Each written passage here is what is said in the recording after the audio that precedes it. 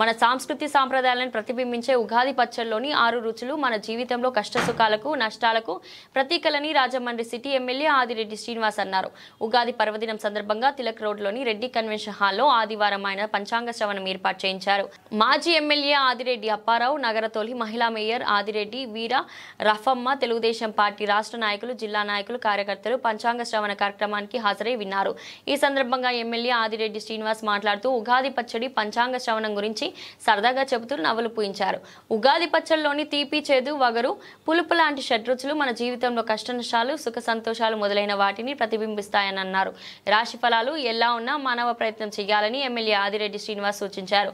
రాష్ట్రానికి రాజు చంద్రబాబు, దేశానికి రాజు నరేంద్ర మోడీ ఆయురారోగ్యాలతో ఉండి దేశాన్ని, ఆ రాష్ట్రాన్ని అభివృద్ధి పదంలో నడపాలని, రాష్ట్రం సుభిక్షంగా ఉండాలని ఆయన ఆకాంక్షించారు. పాక్షిక కేతుగ్రస్త పూర్వక చంద్రగ్రహణం కలిగినది. అప్పుడు పూర్వ పల్గుని నక్షత్రం ఆ జాతకం అనగా పుబ్బా నక్షత్రం కేతుగ్రస్తంతో చంద్రగ్రహణం కలిగినది. అంటే చంద్రవైరము ఈ సంవత్సరం పట్టుకున్నది. చంద్రుడు బలోపేతము కావాలి. కాబట్టి తెలుసుకోవాల్సింది ఏంటంటే రవి రాజు, దానివల్ల నవనాయకుడు బలంగా ఉంటారు. దానివల్ల ఏంటంటే లగ్నంలో రవి ఉండడం వలన సింహరాశి వారికి ఆదాయం 11, వ్యయం 11, రాజపూజ్యం 3, అవమానం 6. కన్యాలు రాజ్యపూజ్యం 6, అవమానం 6. తులారాశి వారికి ఆదాయం 8, వ్యయం 14, రాజ్యపూజ్యం 7, అవమానం 5. మీనరాశి వారికి ఆదాయం 5, వ్యయం 5, రాజ్యపూజ్యం 3, అవమానం 1. ఈ ప్రతి కొంచెం ఆలోచించి పెట్టుబడులు కానీ జాగ్రత్తలు కానీ తగినంత తీసుకుని ముందుగా గురుగారు ఎవరు చెప్పలేదని అనుకోకుండా అందరి కోసం, అందరి కుటుంబాల్లో అందరూ దృష్టిలో పెట్టుకొని అందరూ కూడా తగినంత జాగ్రత్తగా తీసుకొని ఒకనొకటి గురుగారు చెప్పారనుకొని అలాగే అవకాశాలు వస్తున్నట్టు ఉంటాయి, చూసుకుని వెళ్ళాలి. లేకపోతే ఇబ్బందులు పడుకుంటారు. ఒకటే అందరికీ చికాకు, చాలా ఎన్ని చూడాలో శుభ్రంగా అన్నీ ఇచ్చేసి ఉంటాయి అందరికీ. ఎందుకు అంటే సుఖం ఉండదు, మనశ్శాంతి ఉండదు, చాలా ఇబ్బందులు పడుతుంటారు. అష్టమశని ప్రభావం వలన ఈ కర్కాటక రాశి వాళ్ళు అందరూ కూడా ఇబ్బందులు పడి సముద్రం నుంచి తేలి ఒడ్డుగా వస్తుందో ఇక్కడి నుంచి ప్రారంభం అవుతుంది. అది కూడా ఒక 7 రోజులు 9 రోజుల నుంచే ఇక్కడి నుంచి బాగుంటుంది. ఈ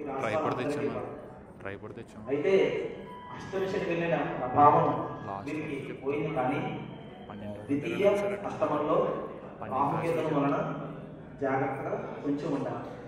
గతంలో 2.5-3 సంవత్సరాలు చూసిన అంత అద్భుతాలు ఉండవు. కానీ కష్టములన్నీ కూడా పోయి కాస్త చిన్న ఉండదు తప్ప ఈ రాశి వారు మాత్రం గట్టెక్కినట్టుగా చక్కగా చెప్పుకోవచ్చు అందరికీ కూడా. అయితే గురుడు దీనికి అక్టోబర్లో ప్రవేశం అయిన తర్వాత ఈ కర్కాటక రాశి వారికి ఇంకా బాగుంటుంది. గురుడు అక్టోబర్లో ప్రవేశించిన నుంచి అక్కడి నుంచి మీరు మాట్లాడతారు. గురుడు అక్టోబర్లో ప్రవేశించిన నుంచి ఈ రాశి వారికి చాలా చాలా బాగుంటుంది. గురుడు ప్రవేశం అప్పటి వరకు ఈ భాగం ఈ రాశి వారికి ఇందాక చెప్పినట్టుగా ఆశ్లేష 4 పాదాలు. ఈ ప్రకారంగా గురుడు ఎప్పుడైతే ప్రవేశయ్యాడో గురుడు ప్రవేశయ్యాడో అన్నీ కూడా మంచి పనులు మీకు అప్పుడు మన దగ్గరకు వస్తుంది.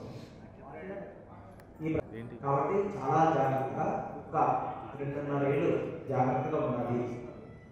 అష్టమశని ప్రభావం వలన జాగ్రత్తగా ఎదుగుదల ఇబ్బందులు, అందులో కొంచెం టైట్ అవ్వడము, ఒకటైతే పొందాలనుకున్నా సరిపోవడం తీయడము, అష్టమశని ప్రభావం వలన ఏది ఎక్కడికి వెళ్ళకపోవడం.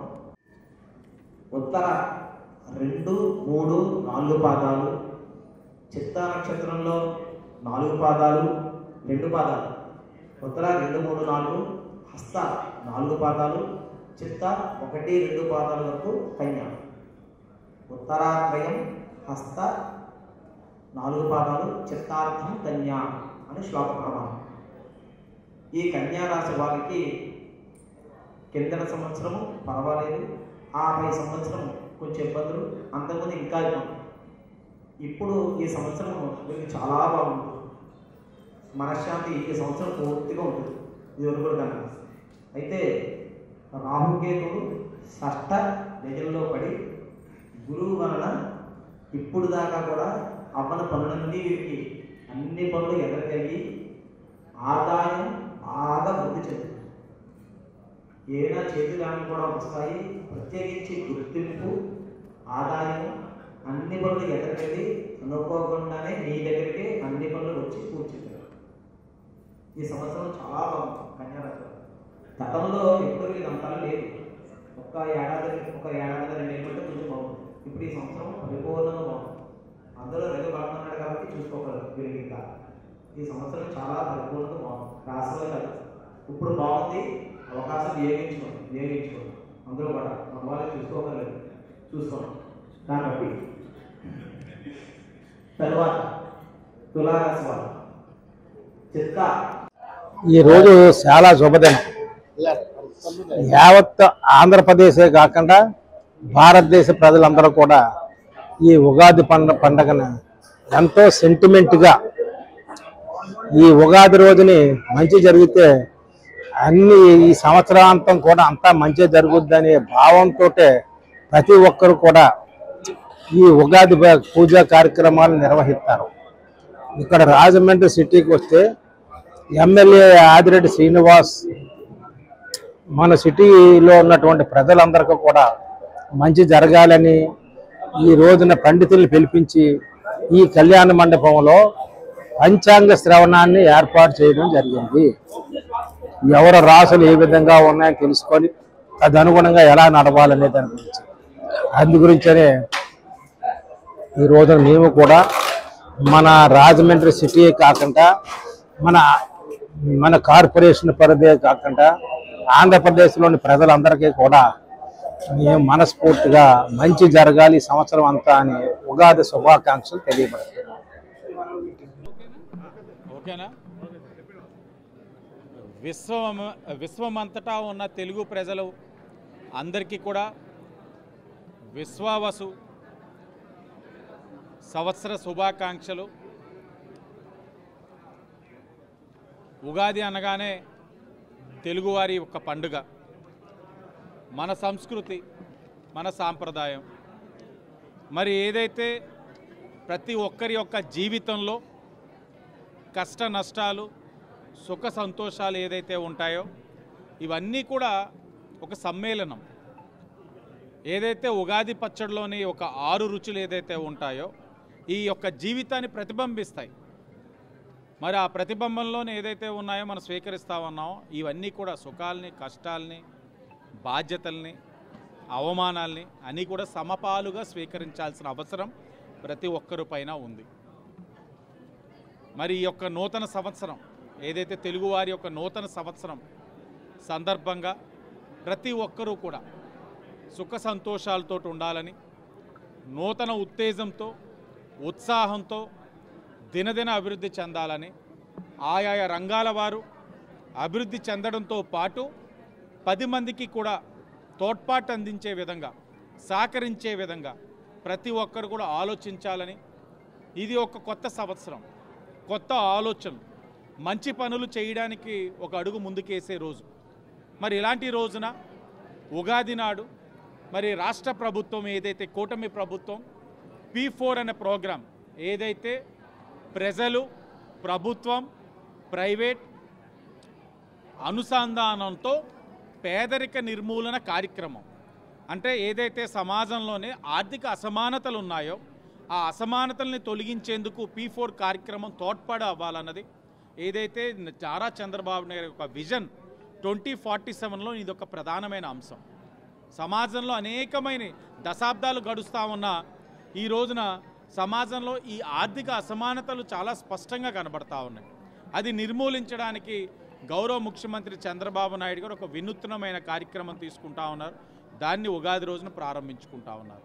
ప్రజలందరూ కూడా గమనించాలని, అలాగే రాజమండ్రి సిటీ నియోజకవర్గంలో ఏదైతే విశ్వావసు నూతన సంవత్సర ఏదైతే ఉగాది సంబరాల్ని, ఏదైతే పంచాంగ శ్రవణంని రాజమండ్రి సిటీ నియోజకవర్గంలోని తెలుగుదేశం, బీజేపీ, జనసేన కుటుంబ సభ్యుల మధ్యన పెట్టుకోవడం, మరి ప్రతి ఒక్కరి యొక్క రాశి యొక్క ఏదైతే మంచి చెడులు అన్నీ కూడా వినడం జరిగింది. ఏది ఏమైనా సరే మన రాశి యొక్క ఫలితాలు ఏ విధంగా ఉన్నా మానవ ప్రయత్నం అనేది ఎప్పుడు కూడా స్పష్టంగా ఉండాలి. మానవ ప్రయత్నం అన్నది నీకు మంచిగా ఉన్నా, చెడుగా ఉన్నా, సంతోషంగా ఉన్నా, దుఃఖంగా ఉన్నా మానవ ప్రయత్నం అన్నది 100% మనం చేయవలసిన అవసరం ఉంది. అది చేసినట్లయితే ఎలాంటి శక్తినైనా మనం ఎదుర్కోగలుగుతాం, ఎలాంటి ఇబ్బందులైనా ఎదుర్కోగలుగుతాం. కాబట్టి మీ ప్రజలందరికీ చెప్పేది ఏంటంటే, మీ రాశి ఫలితాలు చూసుకున్నా మానవ ప్రయత్నంగా మీ ప్రయత్నం ఎప్పుడు కూడా 100% ఇవ్వడానికి మీ వంతు కృషి చేయాలని తెలియచేసుకుంటూ, ఈ సంవత్సరం అందరూ కూడా బాగుండాలని, కూటమి ప్రభుత్వం ప్రజలకి మరింత మేలు చేసే విధంగా ఆలోచిస్తూ ఉన్నాం. ఈ సంవత్సరంలోనే ఏదైతే తల్లికి వందనాన్ని ప్రారంభించుకోబోతా ఉన్నాం, అలాగే ఏదైతే 3 గ్యాస్ సిలిండర్లు పెట్టున్నామో ఒక గ్యాస్ సిలిండర్ ఇప్పటికే ఇచ్చున్నాం, ఉచిత బస్సు కూడా అతి దగ్గరలో ప్రారంభించుకోబోతా ఉన్నాం. ఇలాగ అనేకమైన సంక్షేమ కార్యక్రమాలతో పాటు ప్రజలకి మౌలిక వసతులు, ఒక మంచి రోడ్డు కానీ, డ్రైన్లు కానీ ఇవన్నీ కూడా చేసే కార్యక్రమం ఈ కూటమి ప్రభుత్వం తీసుకుంటా ఉందనేది తెలియచేసుకుంటూ, చివరగా రాశులు బాగాలేదు, నక్షత్రాలు బాగాలేదు, అసలు మీ రాతలే బాగాలేదు, 11 ఇచ్చినా కూడా ఇంకా సిగ్గు వదిలేసి బాధ్యతల్ని గుర్తించుకోకుండా, ఆత్మపరిశీలన చేసుకోకుండా, పార్టీ పరంగా ఏదైతే సంస్థాగతంగా నిర్మాణాలు తీసుకోకుండా, ఏది ఆలోచించకుండా ఇంకా బయటికి వచ్చి రేపు మళ్ళీ అవకాశం ఇస్తే అధికారంలో తీసుకుందాం అనుకుంటున్న వైఎస్ఆర్సీపీ వాళ్ళని కోరుతా ఉన్నాం. మీకు ఇచ్చిన 11 సీట్లు ఎందుకు వచ్చినాయి? ఈవీఎంలనో బ్యాలెట్లనో కుంటి సాకులు చెప్పకండి, ఆత్మపరిశీలన చేసుకోండి. పండగ పూటైనా కొద్ది నిజాలు మాట్లాడండి. ఆత్మపరిశీలన చేసుకొని ప్రధాన ప్రతిపక్షం రాకపోయినా ఒక రాజకీయ పార్టీగా మీ బాధ్యతల్ని విస్మరించకుండా బాధ్యతగా వ్యవహరించాలని ఈ సంవత్సరం నుంచి మీలోని ఆ దేవుడి ద్వారా పరివర్తన రావాలని కూడా కోరుకుంటా ఉన్నాం.